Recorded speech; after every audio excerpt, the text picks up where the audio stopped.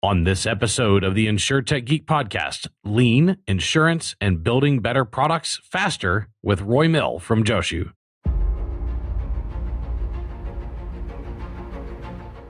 The Insurtech Geek Podcast, powered by JB Knowledge, is all about technology that's transforming and disrupting the insurance world. We'll be interviewing guests and doing deep dives into specific tech we see changing the industry. We're taking you on a journey through insurance tech, so enjoy the ride and geek out. And we are back with another episode with me, my illustrious co-host, the most interesting man in insurance, Rob Galbraith. How's it going, Mr. Rob? It's going well, James, and we're finally getting some spring temperatures here in Texas. So it's a beautiful day out here, and sure it's similar where you're at.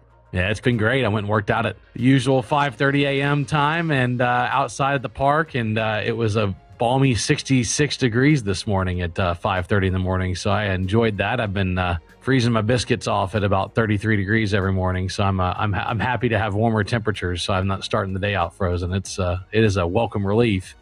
With us from a place that rarely has horribly bad temperatures, from Menlo Park, California, our guest, Roy Mill. How's it going, Roy? It's going great. Thank you. How are you doing, James? How are you doing, Rob? Thanks for having me. Doing great. We're glad to have you on board. We're gonna geek out with you.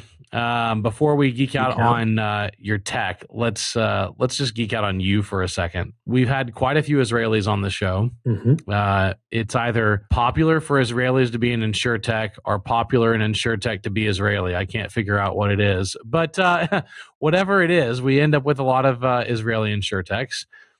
You worked like many of your compatriots worked for the Israeli Defense Force as in your case, as a programmer and product manager. So that obviously shaped some things around your life. And then you studied politics, philosophy, and economics. Nice, well-rounded education, and then got a PhD in the economics from Stanford. So what was the path? Starting. Obviously, you had mandatory service in the Israeli Defense Force, but then, what led you to study what you studied and your initial career? What was the story there? Yeah, awesome. Yeah, just a geek like other geeks. The IDF finds them and recruits them to do geeky stuff in the military. And I actually did like 5 years instead of 3 years. Had to sign up for different things to make it more interesting. And it was a really fascinating service. In the end, I decided I want to move away from tech and all the software, and I'm going to go and study something about how to help the world be a better place through economics and politics and philosophy. And as a lot of other people from my unit and my co-founder in Joshu, Shimi, who went to study film, we found our way back to tech. You have this skill, you have this way to make money, and something that is actually you're pretty passionate about. But before that, I did this quick 5-year detour of the PhD in economics. I was actually, the plan was to become a professor of economics, and in the end, kind of academia and I decided to part ways, and found my way to back to product management. Yeah, I mean that's how it goes sometimes. I did a 5-year stint as an adjunct teaching and enjoyed it. Right. My current volunteer gig is on the board of a university, Texas Southern University. So I have my involvement in academia, but the private markets are what really turned my gears, and I really enjoy that a whole bunch. And I'm sure it sounds like you're the same way. So when you actually got out of this, not a slacking school. I mean, you went econ from Stanford.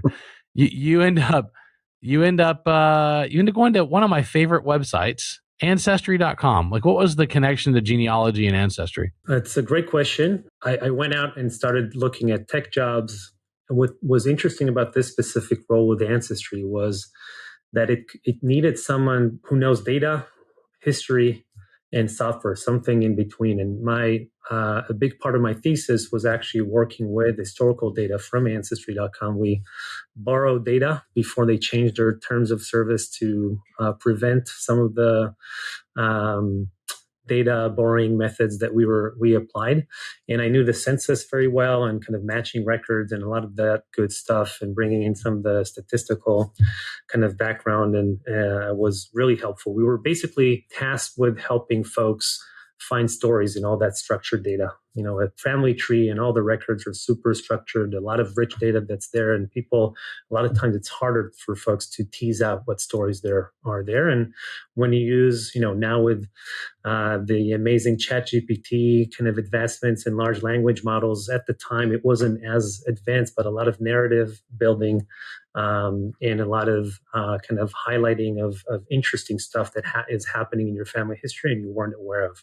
So that's kind of what brought me there. Did a few more roles there in other areas and the DNA data in the end. But yeah, that was a fun 4 years with Ancestry. Absolutely. What was your main takeaway from all that? Whew. That narrative data was at its infancy and was really going to explode onto the scene, or what'd you really pull out of that?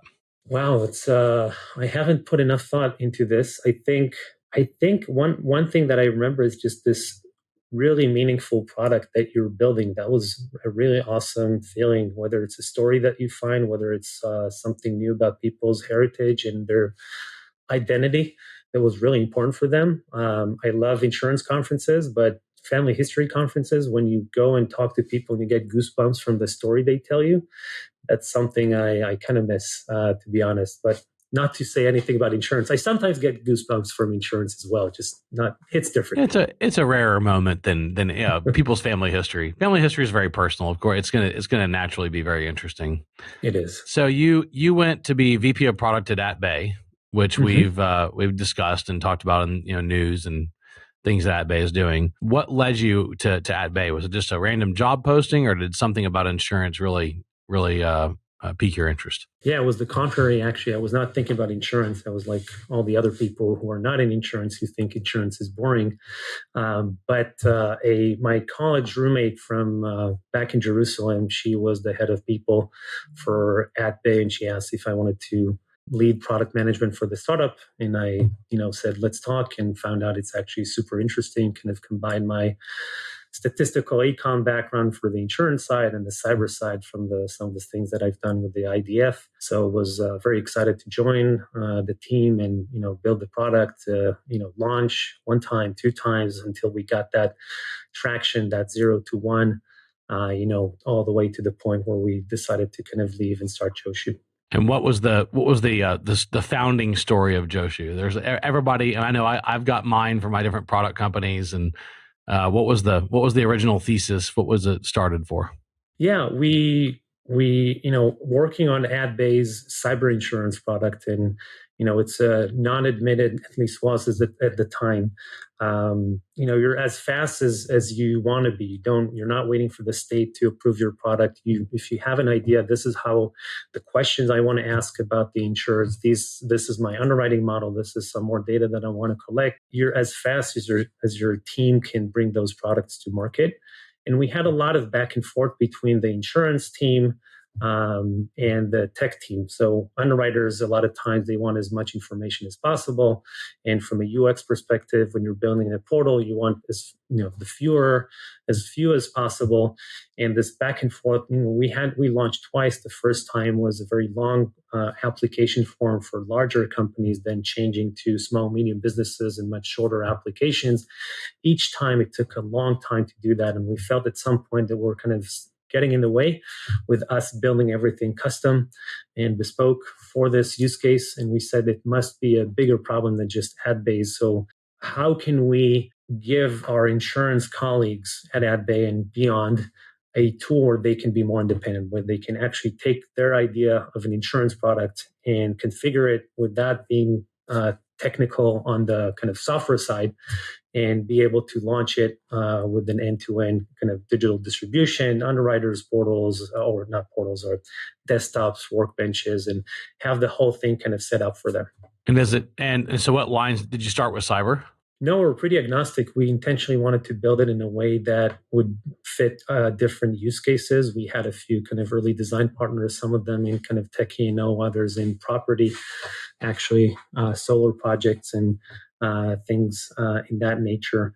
And that combination allowed us to build the platform to be kind of more agnostic. Obviously, as you get to different product lines have different requirements, and some of them are a better fit, and some of them will be able to kind of cater even better as we build on more capabilities into the platform. But the idea is, as long as the apply quote bind flow is what you're looking for, we have a platform that's ready for you to build your product and test it out with the market. Great. Rob? Yeah, Roy, I'm really fascinated with kind of what you're doing at Joshu and your background. And I, at one point, considered going down the PhD path and never started applied to some programs, but never ended up going down that path. So, yeah, I'm just kind of curious. We'll have to talk offline sometime about what was it about academia that kind of led you down this path instead as an alternative? But I just would love to kind of maybe share a little bit more about Joshu and what does a week in your life kind of look like? Like who are you working with? Are you working with tech folks? Are you reaching out for partner companies? Doing product testing? I'm sure you have a lot of balls in the air. So maybe just give our listeners and viewers a sense for what a typical week is like for you at Joshu. Yeah, and a typical week is now different than a typical week when we started. The nice thing about early stage is you start doing everything. Shimi, my co-founder, and I even coded together when we were just prototyping back in the day because we were just the two of us and selling and doing everything. We're very lucky to have been able to kind of bring in a lot of great people definitely on the technical side and the sales side, solution consulting. So currently my actually the last couple of weeks, most of my week is spent on fundraising. We're reaching out, talking to different investors on our next upcoming round. And you combine that with basically blocking, tackling, helping people with the sales process, getting more customers on, product discussions with the product team. It's kind of all around. But the nice thing is I can focus more. Recently, I've been able to focus more on the how to get the company to scale and to get the funding and then the teams and the vision. So talk to me about this because, are you doing full policy administration, policy issuance, certificate issuance, underwriting workbench, billing? Is it the whole suite? Yes, billing. The last one right now is provided through a third party integration, and a lot of folks have different. They already have a relationship with one provider or the other, and we're happy to make that integration. But the policy admin system, we do get this question a lot of times, are you a policy admin system? And there's some overlap with this. With the new insurers that we work with, a lot of times they would only need us and they don't need the full policy admins, a full Guidewire or a full Duck Creek for that. It's kind of a small scale. We power those transactions, apply, quote, bind, issue, endorse, cancel, and and they're good to go. With the more established players, they already have a policy admin system. The way that Joshu works is more of a product lab for their product team, so that they, before they go and implement a long-term project with their policy admin system, they're able to test out the market, test the concept, see what works, what doesn't, and kind of scale from them. That kind of goes back to the lean insurance and lean carrier approach. Try with a small investment, see how much you can de-risk in that new product idea, product launch that you're planning, and see what you can get from the market to get a better product out there. So in other words, you'll actually they'll essentially be running two policy systems until they decide to bring that line of business into their core policy system. For the established players, it doesn't have, again, we can work with just a prototyping tool that you not actually sell real policies. We're happy to, the thing is, the big policy admin systems work great for the standard lines. You get into specialty and get into some of those less standard lines, and things become really long, and people are not getting the right love and attention, and it's not a great fit sometimes with that big platform. So they can run everything on Joshu, and we will have an integration to the policy admin system for accounting and billing and all the other statutory reporting with the states, things that happen anyway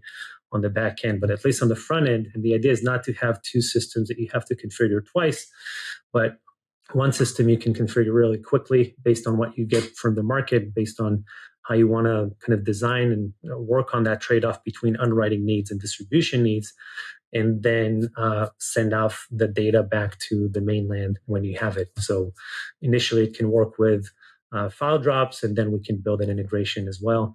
to make sure that it can work, it can scale. Yeah, we've talked to some folks in major insurance companies. They even have rules that if until a line of business gets to X number of tens of millions of dollars or $10 million or $50 million, they'll write all of it in Word and Excel. Like they have, like their company has a policy that largely because of like decades of scar tissue building up at those insurance companies where they invest millions of dollars in technology spend ramping a product line up. It doesn't work out, or it's not a big enough market, or they decide to pull out later and they just blew this massive amount of money on technology. And so we're seeing an interesting evolution where companies are saying, hey, actually we can manually underwrite this. Right. And write the policies until they get to a certain size, at which point we can change the way that we're writing this and do it with software. Are you seeing that a good bit in your client base where they're saying, hey, we're going to prototype this product in Excel and Word? I do. And I think I see a lot of people sometimes say, well, we don't like the concept of a portal because everything is very manual. And some underwriting is like, after 20 years in the industry, I feel like this should be $12,000 of a premium or $25,000. There's not even a rating model per se. It's someone just sitting there and having their expertise and building a great book of business, but it's very manual. And they end up spending a ton of time on very menial tasks instead of actually underwriting. And we tell them, hey, you don't have to have the portals. You can just use this as a way to streamline your underwriting.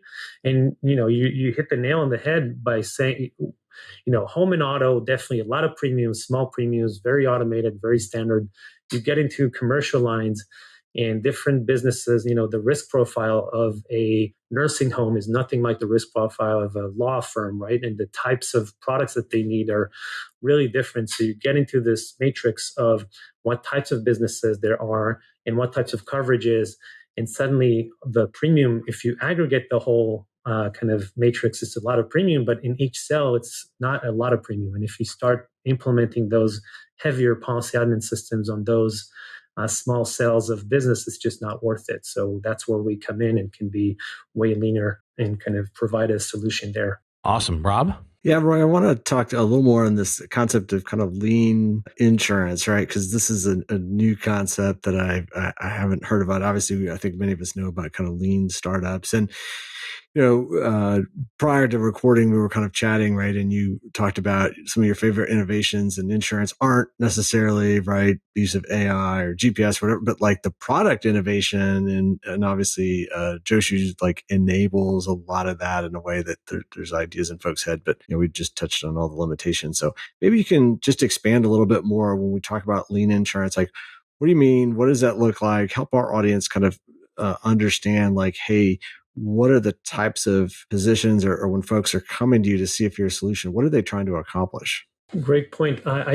There are a few ways to go about it. One, first is to kind of talk about the problem. As James and you mentioned, it's very long. It takes a long time to launch a product. And people are always, you hear other core systems say, we're the fastest. No, we're the fastest. And people measure time to launch. And people don't realize there's after the launch, usually a lot of times you launch, but there's nothing there, right? You open a bar, nobody comes in. You open a pizza place. Well, I got the location wrong. I got the pricing wrong. You need to iterate on this concept. And, the concept of lean startup and kind of agile software development have evolved in the software world where they had a similar, back when you had to burn CD-ROMs and diskettes and send it to people, or to stores, it's the same process. People had the same process because you had to go through months of development to close a version and testing and then send it off. And when the web came along, it made software so much leaner because you could change the web service, the software that runs in kind of for browsers in a second, and everyone gets the latest version whenever they come on board. So that kind of shifted people's mindset and said, hey, we don't have to cross all the T's and dot all the I's and make sure everything is there. We can start small. Instead of having everything figured out, let's think about what is the core, the hypothesis that we're trying to prove, right? If I'm launching a new management liability product and I have this concept of how am I going to distribute it? Why is it going to work through retail brokers, or why is it going to work direct if I'm going to sell it to startups, or if I'm going to sell it to a specific segment? And you're thinking about, okay, how do I get this product up. I have an admitted product, or I need another kind of specialized product for that. And you have this concept of, okay, I want to build this and I want to launch. And what we're seeing is in a lot of cases, the concept is great, the dream is great, you launch, and then you realize actually it's not exactly what we need. The market isn't responding as well as we thought. You don't want to spend $3 million on something that then creates zero premiums, right? And that's just a waste of time. So the question is, how can you invest the least in finding out if your hypothesis that you're going to sell management liability products to this segment is actually working? If there are ways to build a simple product and then iterate on it, see that is the right distribution. No, that's not the right distribution model. Actually, we don't need 20 questions in the applications. We can do away with like 15. And maybe there's another data source that we can integrate and enrich our underwriting and get a better read on those risks. And all that together, the question is, how fast can you get there? And do you have the tools to experiment with this? Or is it something that requires a lot of committees, intake process to get IT resources? You get them for 3 months, they go and they launch, and then you're on your own because they're moved on to the next kind of project. So for us, this independence of the insurance product owner is super important. We want them to own this and to drive this and to do as much as they can without our help or the IT's help. Obviously, a lot of them are busy and they say, hey, I'm also underwriting. This is the product build out is something that I do on the side, like 20% of my time. Can you build it for us? We're happy to help with that. But again, the concept is, even if we do the setup, you'll be able to make changes. Or we're going to do it together so that we really want them to have the tools and us to design the tool in a way that really matches what they need in order to think about innovation and getting that next iteration out there. Very good. Let's wrap up with this one question. It can lead to a bigger conversation. Low code, no code, or configurable software? Can you explain the question? So I told you it's big. So I've been writing code for a long time. To 1991, I started with GW Basic. Then I moved on to Fortran, Pascal, Assembly, C, C++. Then jumped into ASP, ASP.NET, C#, MVC, SQL 97, 2000. So I did a lot of similar progression. A lot of other people did. Mm-hmm. The longer I've been writing code, the less code we write. I mean, just in general, there's a lot more intrinsic functions. Mm-hmm. A lot of stuff's built in now. Right. We don't write. Mm-hmm. We write probably 70 or 80% less code than we used to because we don't have to. Right. We call a function. We call a service in Azure. I mean, things happen for us now. Mm-hmm. The hot buzz phrase in policy administration, underwriting workbenches, et cetera, and just in product is low code, no code. To me, this concept is not new. Right. Guidewire invented a programming language called Joshu like a long time ago, and you had to learn Joshu, and then you coded your product. It just took a while. It still takes a while. Mm-hmm. Duck isn't that different. Majesco isn't. I mean, so you either have a configurable system where you just configure variables infinitely, or you do something like some other companies, they'll remain unnamed, that basically did a JavaScript variant, and they built a low-code platform.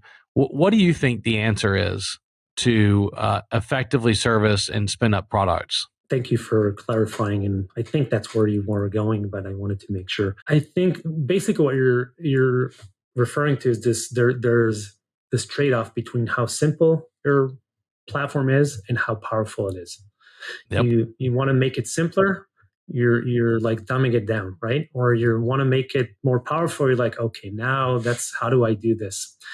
And back to the econ, right? We all wanted to be economists or are economists, and we're saying, think of it as like a frontier between, right? Remember when you're trading, what was it, roses and guns or something? Or guns and butter. Guns and roses. Guns and butter, right? Like Guns and Roses, though, they make better music.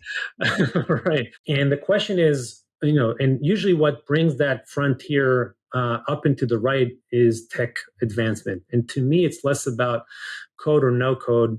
Sometimes there are some platforms, the more generic kind of no code app builders, right? It's drag and drop, right? So you didn't write a single line of code, but you need to really know how to drag and drop those elements so that it makes sense and they don't break.